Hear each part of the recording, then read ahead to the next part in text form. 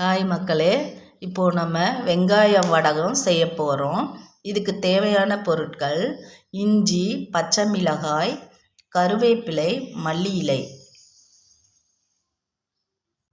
இதுக்குள்ள 2 கிலோ வெங்காயம் உரித்து வச்சுருக்கேன் வெங்காய வடகத்துக்கு. இந்த தேவையான பொருட்களை நல்லா நைஸாக கட் பண்ணி வச்சுக்கணும். கருவேப்பிலை, மல்லி இலை, பச்சை மிளகாய், இஞ்சியை துருவி வச்சுக்கோங்க. அடுத்து இந்த வெங்காயம் 2 கிலோ வெங்காயம் உரித்து பொடியாக கட் பண்ணி வச்சுருக்கோம். இது எல்லாத்தையும் இப்போது நம்ம இது கூட உப்பு போட்டு மிக்ஸ் பண்ண போகிறோம் வடகத்துக்கு. இந்த உளுந்து 1/2 கிலோ உளுந்தை நனைய வச்சு ஆட்டி எடுத்து வச்சுருக்கோம்.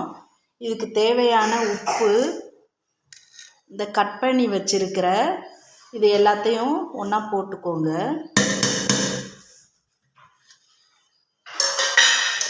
இந்த வெங்காயத்தையும் இது கூட எல்லாத்தையும் ஒன்றா போட்டுக்கோங்க.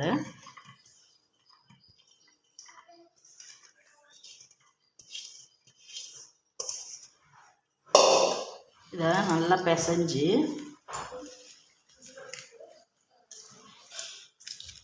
கிட்டத்தட்ட இது உளுந்த வடை டேஸ்ட்டுக்கு வந்துடும்.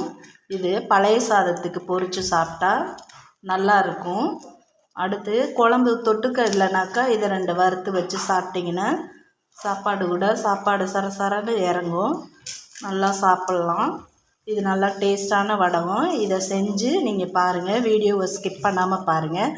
நானே வீடியோவை ஷார்ட்டாக தான் போட்டிருக்கேன், ஸ்கிப் பண்ணாமல் பார்த்து நீங்களும் இது மாதிரி செய்யுங்க. இதை இப்போ எல்லாத்தையும் நல்லா பிசைஞ்சு கொஞ்சம் இப்படி வச்சுக்கோங்க. கொஞ்சம் நேரம் வச்சுட்டு நம்ம வெள்ளை துணியில் இதை மாடியில் கொண்டு போய் கிள்ளி வச்சு கிள்ளு வடகம் மாதிரி கிள்ளி வச்சு காய வைக்க போகிறோம்.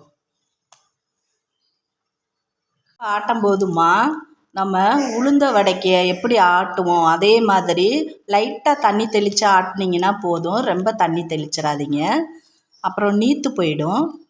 இது மெயினாக முக்கியம்.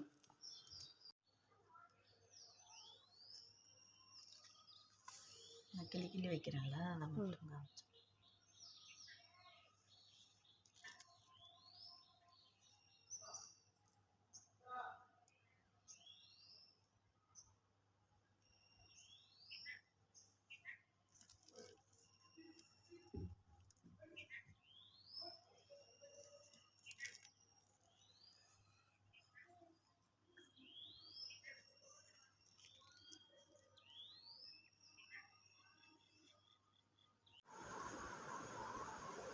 இந்த வெங்காய வடகம் போட்டதை இந்த துணியிலேருந்து தட்டில் எடுத்து வச்சு வெயிலில் காய வச்சுக்கணும் மறுநாள்.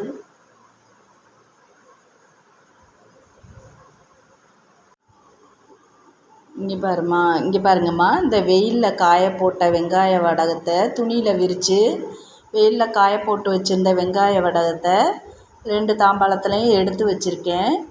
நீங்கள் துணியில் போட்டு எடுக்க கஷ்டம், அதையும் வாஷ் பண்ணணும். நீங்கள் இதை விட கொஞ்சம் பெரிய தாம்பாளமாக இருந்தால் தாம்பாளத்தில் லேசாக எண்ணெயை தடவி அது மேலே கிள்ளி வடகத்தை வச்சிங்கன்னா காயவும் நம்ம அப்படியே தட்டில் இருந்து எடுத்து வச்சுக்கலாம். அதுவும் கூட உங்களுக்கு துணியில் போட்டு எடுத்து அதை வாஷ் பண்ணிக்கிட்டு இருக்கணும். தாம்பாளத்திலே லைட்டாக எண்ணெயை தடவி வச்சு எடுத்துட்டிங்கன்னா உங்களுக்கு அதுவும் ஈஸியாக இருக்கும். அப்படியே ஈஸியாக எடுத்துடலாம். அப்படியே இந்த தட்டில் வச்சு நல்லா வெயிலில் வச்சு ஒரு 2 நாள் காய வச்சு எடுத்து நம்ம பொரிப்போம்.